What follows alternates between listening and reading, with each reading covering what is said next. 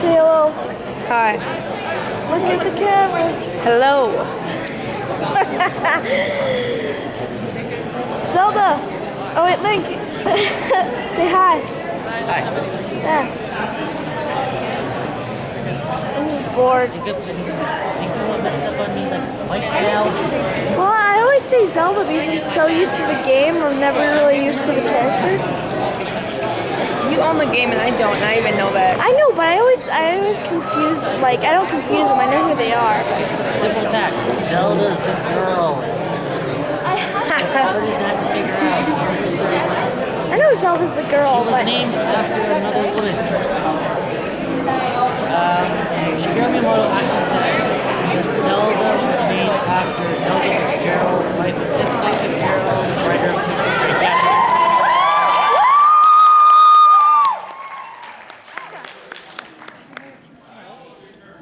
Check. Hey, so sorry I'm a second late. We were showing, we were premiering another downstairs, and so we had to watch it. It was really fun, and it got very bloody at the very end. So. How are you guys doing? good. Good? Alright, you saving your energy for tonight? Good. Awesome. Okay. I love this panel because we can talk about anything in this panel. It's called Greg Man Wonderland. Everybody always thinks it's just a Dead Man Wonderland panel. I always just do like a whatever panel, and so because like there's some people that don't really want to talk about voice acting. They want to ask me what kind of music I'm playing at the rave, and some people don't want to ask me that. They want to know why do I have a prairie dog as a pet. Some people want to know about what new projects I'm working on, and so I always just try to come up with a name of a panel that's kind of generic. So like the year I had my heart attack, we call that From Host Club to Hospital, and then Yay, cute cocktail. Awesome. Okay, cool. Yeah, as you can tell, I blew my voice out somehow. Maybe screaming at Uncle Jenna's last night. So last year it was Flying Panties and Beyond because of Heaven's Lost Property, which we call Heaven's Lost Panties. And so I was in the UK last year, and I was trying to think of something that was good for Dead Man Wonderland, and I was like, everything I could come up with was very bloody. It was like things to do with your blood, playing with blood, Greg Ayres. And this kid in the second row goes, Greg Man Wonderland, and I was like, done. That is the new name of the panel. So I'll just do, this is the most boring part of the panel of me when I have to introduce myself, but my name is Greg Ayres. I hail from an island in Texas. I know people don't believe there's an island anywhere in Texas. I live on Galveston Island in Texas. I've been working in the anime industry for now 14 years, which is ridiculous. It's the longest I've ever had any job. I started way back when. I actually started as an anime fan, but I was a dub hater. So be careful what you hate on. You may end up doing it for the rest of your life. But my first role ever was in a show called, a very bouncy, jiggly show called Steel Angel Kurumi. And I was the first little kid to cuss in that show. And I literally just played this off character. I was this kid that dared Nakahito to go down in his basement, which is where he finds the giant naked robot Kurumi and turns her on. Not that way, turns her power on. And then she becomes his personal robot, angel, bouncy thing. And so I was pretty, when I did that show, I was pretty stoked. If that was the only thing I ever did, I could at least say I was in an anime. And they had kept telling me, they're like, you have the weirdest voice, And I was like, oh, thank you. And they're like, you've got this other role, you're gonna be great, we're gonna probably bring you back to play this villain. Well, here's a secret, most actors love playing villains. It's just fun. Villains, you have a lot more fun with villains, and so I was like, yeah, villain in an anime. And they called me back like, I guess 2 or 3 months later, and they said, okay, now you're gonna be sharing this role with Claudia Black from Farscape. And I was like, What? The really hot Australian chick and I are sharing a role. Well, turns to find out, this was the first of many yaoi-ish characters I would play in my career. But I play this very creepy little boy who, when he can't have his way, he kisses the male character and turns into a giant female robot voiced by Claudia Black. But it's funny because somebody goes, well, how do you feel there was a gay kiss on that screen? Well, one, I'm not the straightest guy in the world, so no worries there. But two, Kira Vincent Davis was actually the voice of Nakihito, so it's actually kissing a girl if you get right down to it. So anyway, but I was lucky in the fact that that was my first show, and then my very next show would be a show I'm a huge fan of and love the mangaka's work. Her name is Kaizumi Nakura, and the show was Sayuki. And that would become really my launching project for my anime career. And from that it just snowballed. Before I knew it, I was working on 7 or 8 shows at a time, and I had to I was almost at the point where I was gonna have to make the decision which job I wanted, the fun anime job or the law firm job. And luckily, if you were at another panel, you heard my law firm was representing a less than savory client, and pretty soon we all got laid off, and I was excited because I could go do anime all the time. I remember even when we were getting laid off, all these people were crying, and I was just like, wait a minute, so I get 4 months salary, all my vacation time, this $2,000 severance package, and I don't have to quit to do anime? Awesome. And I was just sitting there smiling, and the last thing I said on the way out of the door is I was like, see you on TV. That was it. So it was funny because only one person got the joke, because my boss was really the only person that knew why I was using so much vacation time.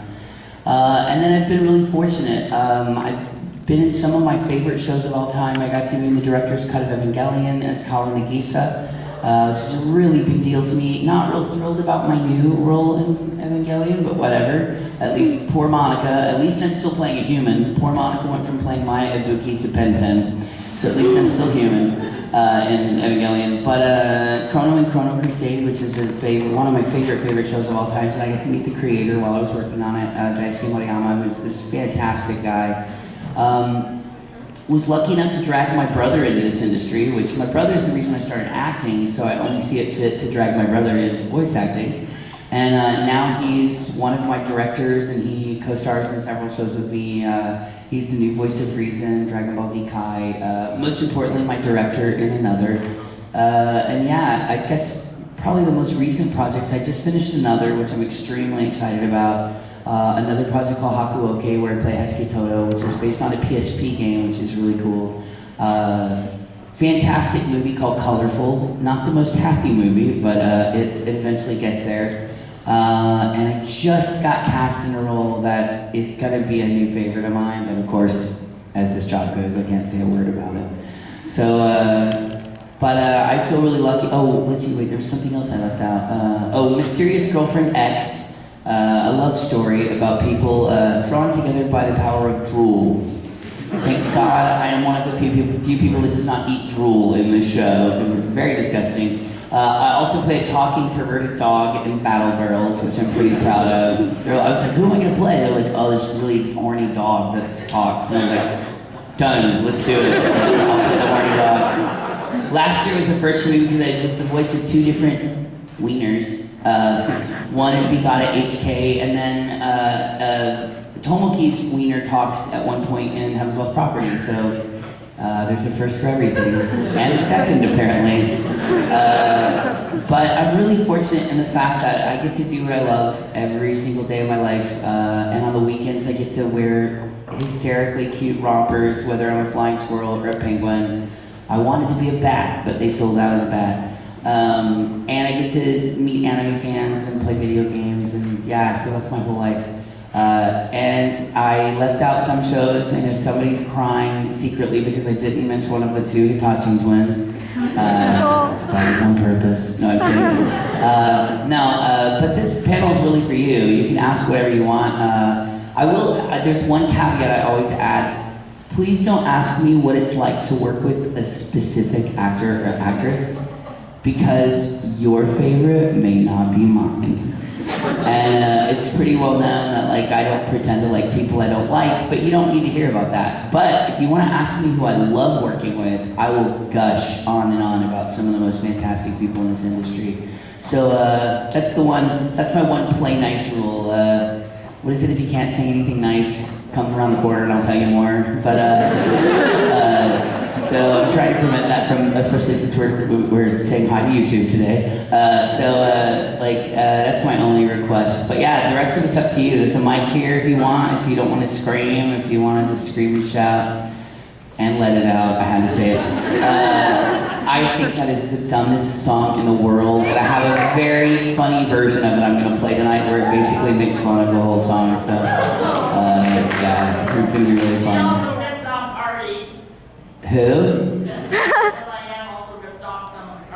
Oh yeah, he's actually I don't think he's done an original thing ever, but that's a different panel. They ripped off Matt Zoe track as well. He's in trouble for that as well. Matt Zoe is. Yeah, it is. They're actually in litigation now over all that, so it's awesome. Yeah, exactly. Yeah, when you Shazam it, it thinks it's the original song. So anyway, so the rest is up to you. This is either going to be fun or boring, and I'm leaving it totally on your shoulders to make it fun. So who's got questions about, you're like, I already got one. So, what are you going to do next year to drag your brother in? That's tough. Just throw water all over, juice out of everything. Chris has gone from being a sometime director and most time voice actor to a full-time director at Sentai Filmworks. Which is a really great accomplishment for any actor or anyone in this business to have a full-time job doing it is a miracle. Most of us are all contract employees, and it's very, paycheck to paycheck sometimes. The really cool thing is, I don't know if you've been paying attention to what's going on in the industry, but Sentai Filmworks is on a roll right now. They're just knocking shows out of the park. We're getting some of the most fantastic license out there right now. But because of that, there are only 3 full-time directors, and it means those people live at the studio. It's my brother, Janice Williams, and Stephen Foster.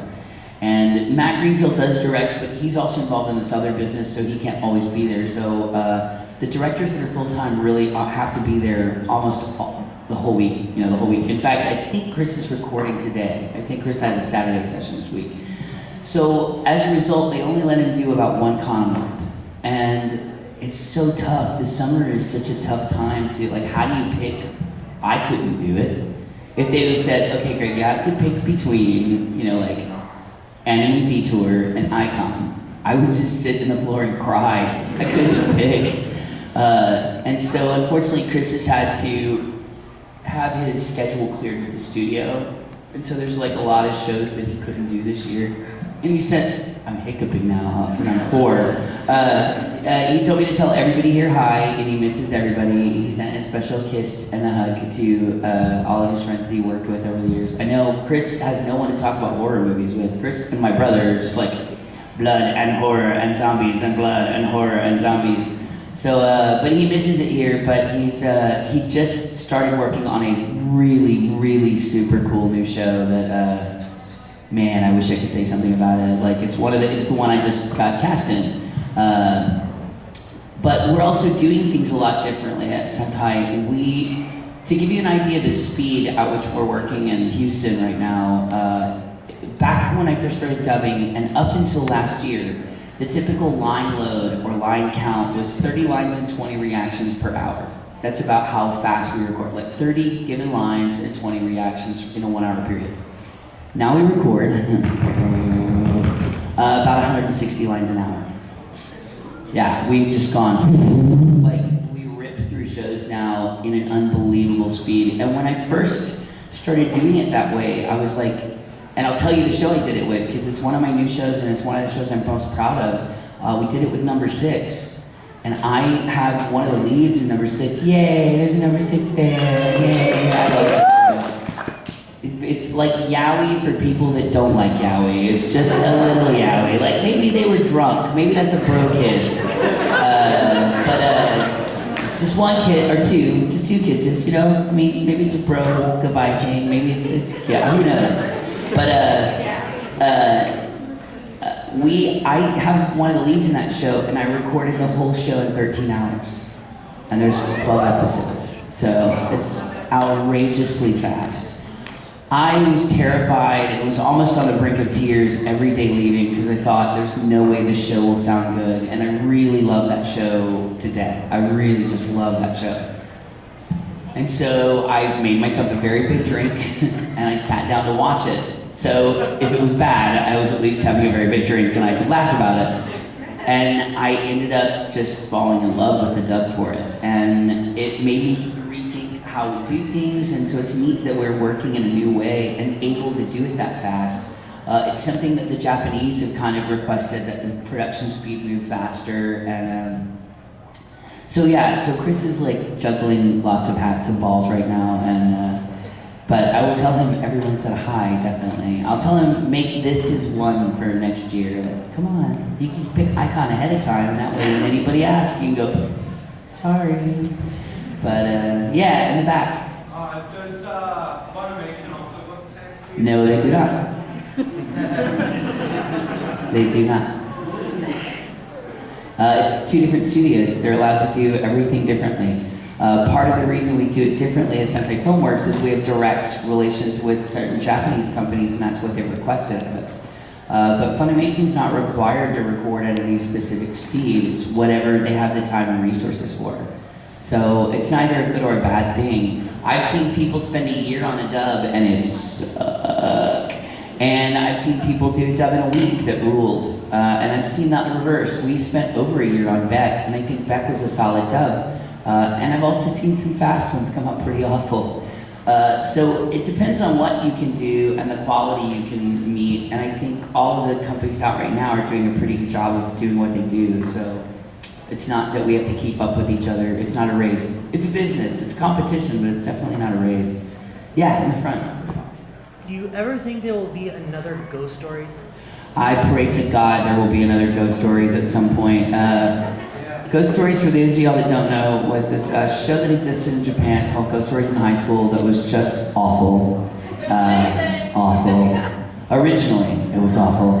And the company that owned it couldn't sell it for anything. They lowered the price on it, they offered other shows in conjunction with it. Nobody wanted to touch this show, it was so bad.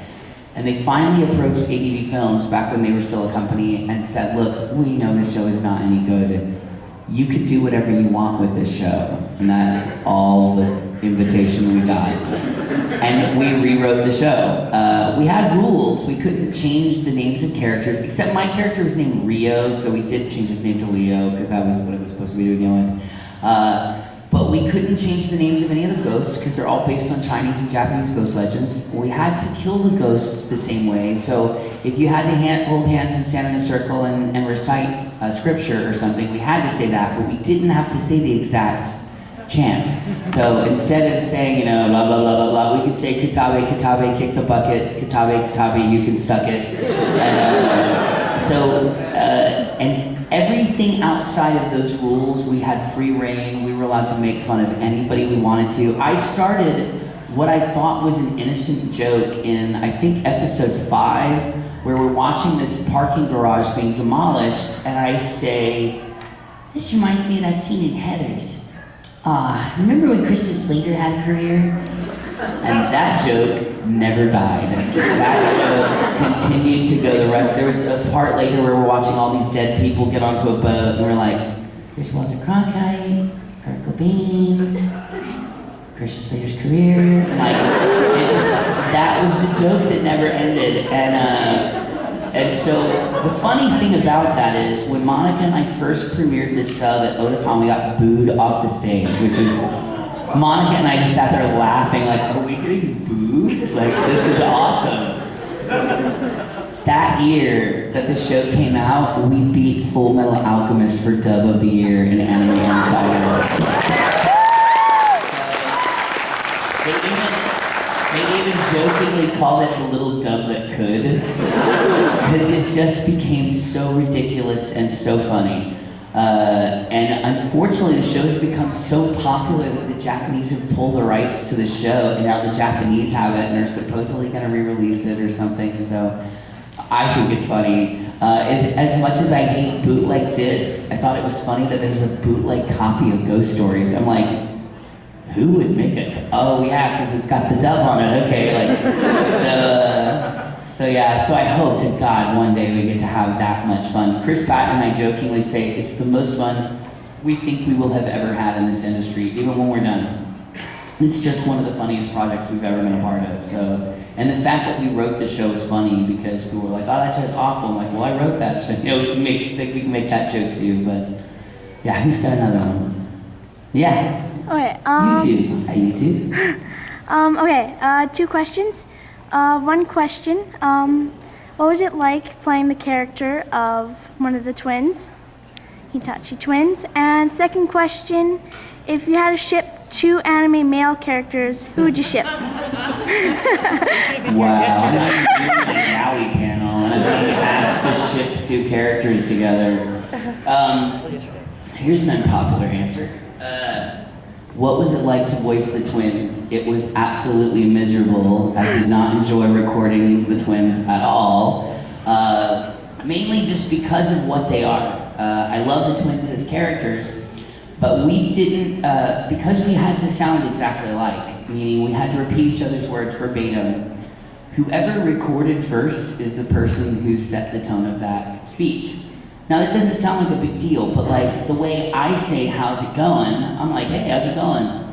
Versus Todd, "Hey, how's it going?" You know, like we say things with different inflection and different tone, and therefore to talk like someone else feels like a parrot, and it doesn't feel like you're acting at all. It just feels like you're being paid to just go in and like do a tape recorder loop of somebody else's voice. So as a result, that was the most frustrated I've ever been working on any show, even more so than Negima, where I had to squeak and squeal like a little mouse. But it's what made watching the show enjoyable, because I hated doing it so bad that when it was no longer a chore and I could just sit back and appreciate the fact that they both talked in unison and it sounded really good, it made the show much more fun to watch for me. So I think it's always funny that however much fun I have recording or not fun I have recording is not going to be directly relational to how much I enjoy watching the show later. And the fact is I really enjoy watching but my favorite characters aren't even the main characters. I love all the side characters, like Aaron Dismuke's character, who plays Honey's older brother? No, younger brother. I like Laura Bailey in the Teacup episode. I think there are just so many standout performances in Arna High School Host Club that I think sometimes, unfortunately, the boys get all the attention in that show. And I think there's some really great performances in that show outside of the hosts.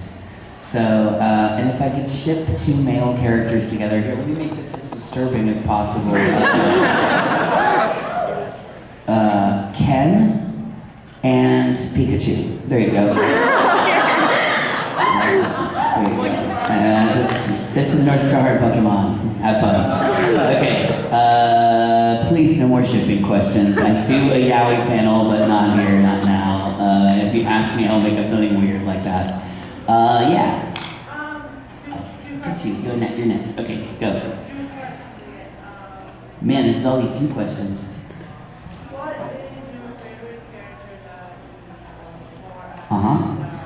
If you would name 4 other voice actors, characters, that would be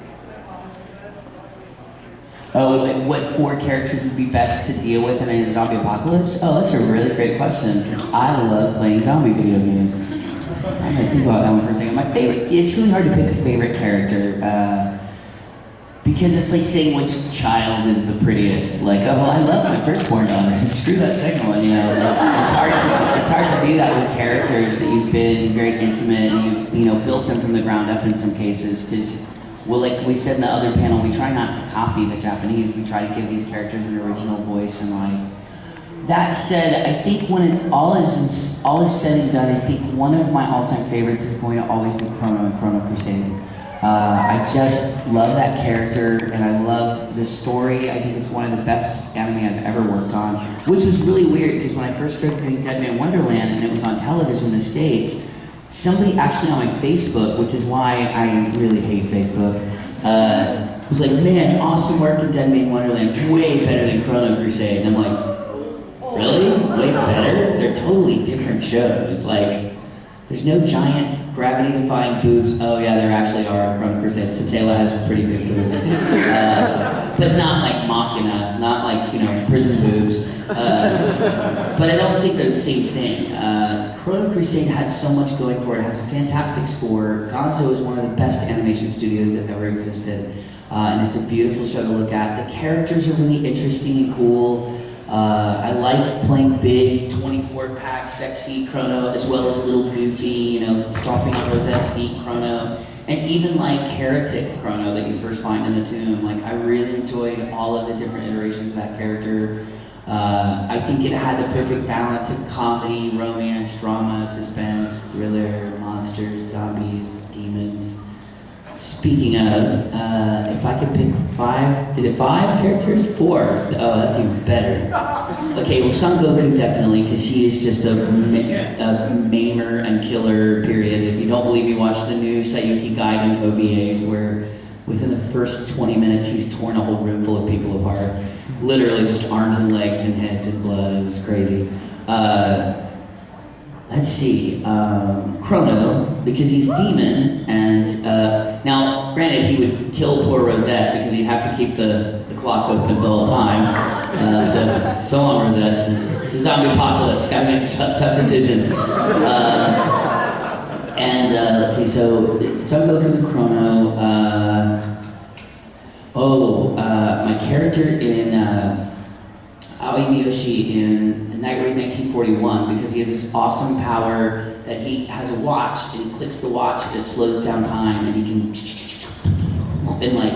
run around and kill things before time speeds back up, which would be very helpful in decapitating our army full of the undead. And then last but not least, Shiki for Black Cat, because if all else fails, I can get on my giant flying bug and leave. Everybody get on my bug, we're out of here. So that would be my zombie apocalypse team, definitely. And then I said you were next. I can't hear you. What is the...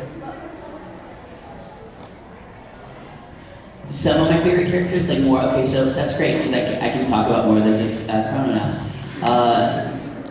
Son Goku, because it was a show I was already in love with, and I love the mangaka's work, Kaizen Ikura. I think she's just a fantastic mangaka. And how fitting, like, how many years have American male comic book artists drawn jiggling women? How awesome it is that a middle-aged female mangaka draws hot boys all day for a living. She's like... I think that's so awesome. Sayuki definitely. Being a part of the director's cut of Evangelion and seeing parts of Evangelion that nobody had ever seen before at that time was pretty fanboy-rific, because I was just like, it's one thing to walk into the booth and see the Nerve logo on the screen, but then to know what why am I blanking on her name? Alison Keith's character. No, not Asuka, that's Tiffany Grant's character. The bossy one. Well, the other bossy one. Misato, thank you. There's this shot in the original where you see Misato on the bridge looking through binoculars, and you have no idea what she's looking at. And then you find out during the director's cut that it's a scene that's going down between Kaoru and Asele, which is really cool. Because I've seen that shot of her on the bridge with the, binoculars a million times, but I had never seen and I never knew what she was looking at. And so when that scene started, I was like, oh my God, that's what she's looking at. So that was pretty cool in and of itself. There's this new show that I'm super proud of called Colorful. It's a film. It won all these Academy Awards in Japan for best storytelling and whatnot. It's basically about a soul that goes to heaven and is not permitted to enter because it created a grave sin while on earth. And now to atone for that sin, it's being sent back into the body of another troubled soul, and that soul has to resolve the person whose body they've been sent into as well as their own, and they send it into the body of a 15-year-old boy that just tried to kill himself. Talk about a happy beginning. And that's my character in a show called Colorful. And the neat thing about Colorful is everyone, except for me and Lucy Christian, were cast against type. Whereas Chris Patton normally plays the very bossy or very effeminate or very outspoken character, he plays this very quiet, rude, douche of an older brother, which is not like Chris at all. He's a very different character. Brittany Karbowski, who normally plays giant-breasted angels that are very bossy girls, plays this mouth-breathing, nerdy little girl that steals every scene she's in. She's like, you shouldn't talk to. Like, it's so funny. Brittany just kills me in the show. And then Carly Mosier plays my mother, and she spends like half the show crying. And when the show finally comes together, it has the most fantastic meaning and like really cool point to be made.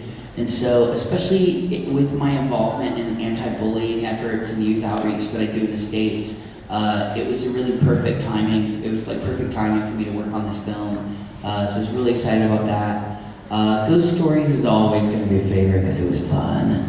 And then Narima and Ai-Kon brothers and Beck, because there was music involved. And Beck was cool just because I met the creator of Beck. And I also that same year got Harold Sakaguchi, which is the mangaka's autograph. And they said he freaked out when he found out the boy that was voicing the role of Koyuki was actually a fan of the manga. And he was really, really excited about that. So yeah, doing anything involved with music, obviously you'll see later tonight, music is kind of my thing, and so combining anime and music together is just the best. And Narima and Ai-Kon brothers is how my brother and Nabashi got to be such good friends, and they're like buds, but it's so funny because my brother speaks not a word of Japanese, and the only things Nabashi knows how to say is Happy New Year, thank you, go Red Sox, rock and roll, and shocker. The shocker. He knows how to say the shocker. We taught him what that means, and he says he swears he's going to put it in his next show somewhere. So that will be my fault when that happens. But so yeah, so they write each other all the time. They have an interpreter that has to work with them. And before anybody asks, I know it's pretty public knowledge. Nabashi just had a heart attack. I've actually seen him since his heart attack, and he's still smoking, which I'm working on, but he's doing very good, very well, for those that speak proper English. He's doing well, and he's in the tough transition of changing his diet and trying to be good, which I told him isn't easy. But luckily he has somebody like me that was just as stubborn to kind of make sure, I'm determined I'm gonna get into quit smoking, so. But yeah, but he's doing really well. Somebody I haven't picked yet, yeah. Me? Yeah. I've recently started picking up the save DVDs because like I go for shows I haven't seen and then that's a good way to Oh, and they're great spend because less they're money. reasonably priced. But I recently picked up Welcome to the NHK, and the love that second show. I saw your character, I'm like, he's playing himself. Oh. I didn't even audition for that character, that's so funny. When I knew we were gonna get Welcome to the NHK, I knew about the character Yamazaki, and I really wanted to play Yamazaki, and they didn't have auditions for the show, and I got really butthurt. And then somebody just, I think our booking agent, the lady that books our time, Marta, at the time, Marta Bechtel, called and she said, she used to call me Smokey, because I used to smoke a lot. She's like, Smokey, I need to book you, or Chimney, she called me Chimney at that point. She's like, I need to book you for a bunch of hours. And I was like, oh, okay, for what? She's like, welcome to the NHK. And I didn't even ask. I was like, oh, I think I'm gonna get to play Yamazaki. The best is I have one of my really close friends' room looks just like Yamazaki's room. Down to the magical girl figurines, down to the character pillows, down to the manga all being organized by color and number. And I jokingly, I said, oh my God, I just started working on this show, and my character's room looks just like yours. And he goes, if you say welcome to the NHK, I'll punch you. And I was like, you're just mad because you know it's true. Like, so he was already aware of it, but I love that show. It's a very weird show, and I was very worried. There was a time period where we didn't think we were going to finish that show, because that was one of the last shows we recorded for ADV, and luckily we had 2 discs left, and when the weird merger / split up with Sojitz happened, they sold some of the titles to Funimation. Well, at least Funimation knew that these shows were midstream, so they just let us finish recording them at ADV. So at least we got to finish the shows out, and they were recorded in the same studios they started in, and they didn't sound weird. It didn't sound like, something happened halfway through. So I'm really glad we had to finish those shows, but it's a funny show.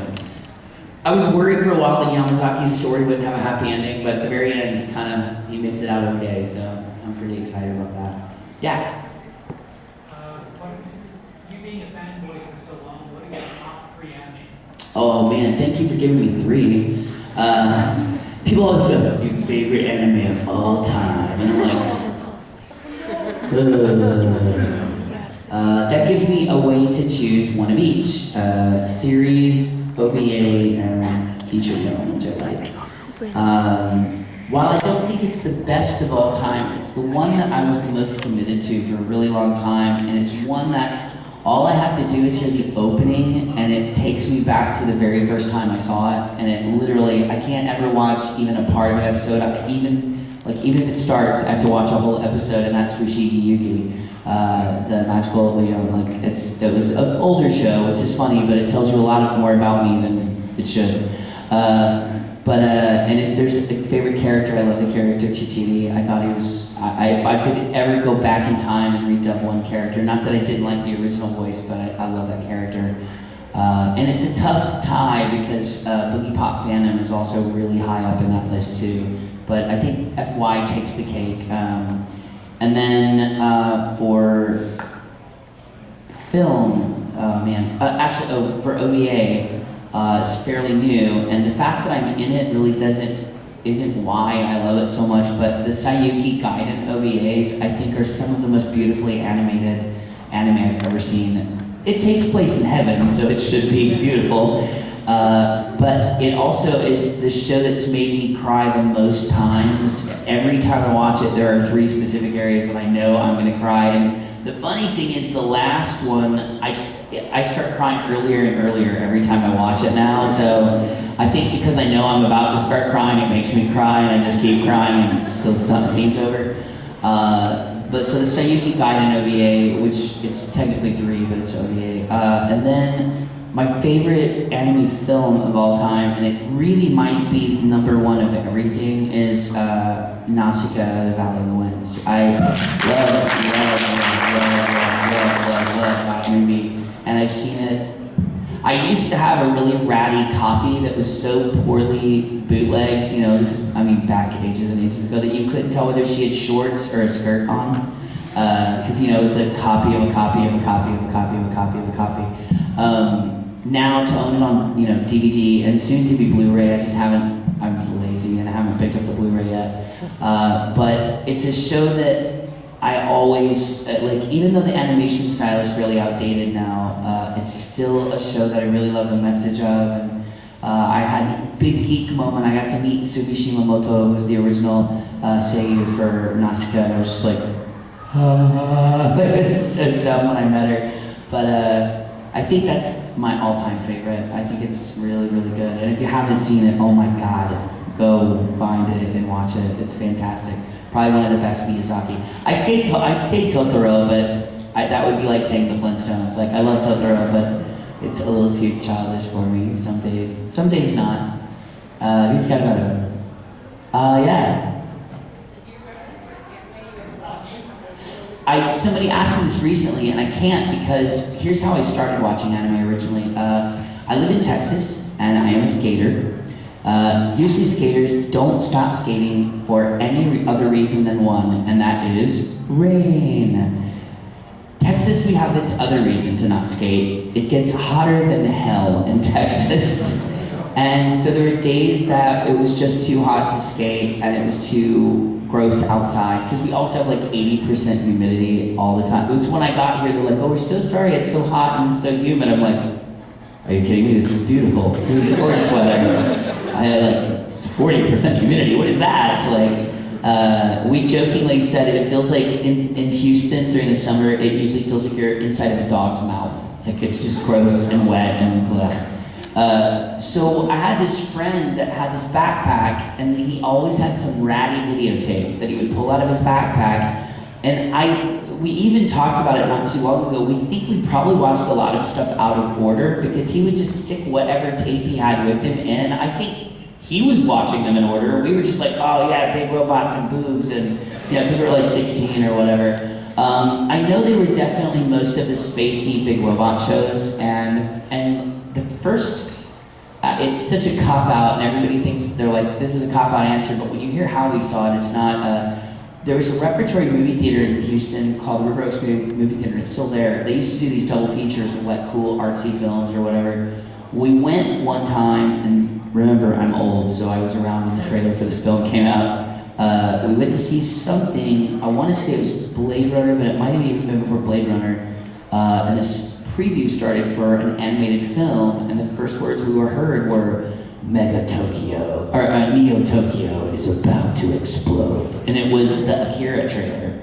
And watching that trailer on a big movie theater screen was just like, and we were like 16, we were just like, oh my God. So, needless to say, when it came out, when it actually played at the movie theater, which I think we got it in the States about 6 or 7 months after, maybe even later than that, after it came out in Japan.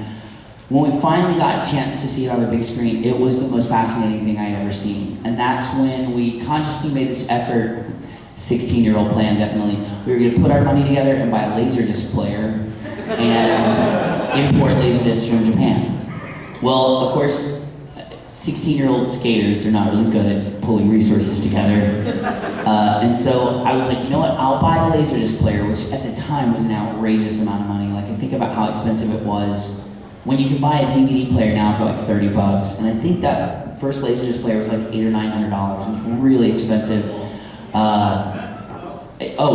Great investment. But then they didn't even want to buy the DVD, the Laserdisc, so I ended up buying everything. But joke's on them now, because I have like all these super rare, I've even got the Lensman DVDs, I've got some really old, awesome anime DVDs Laserdiscs, that you can't buy anymore. I know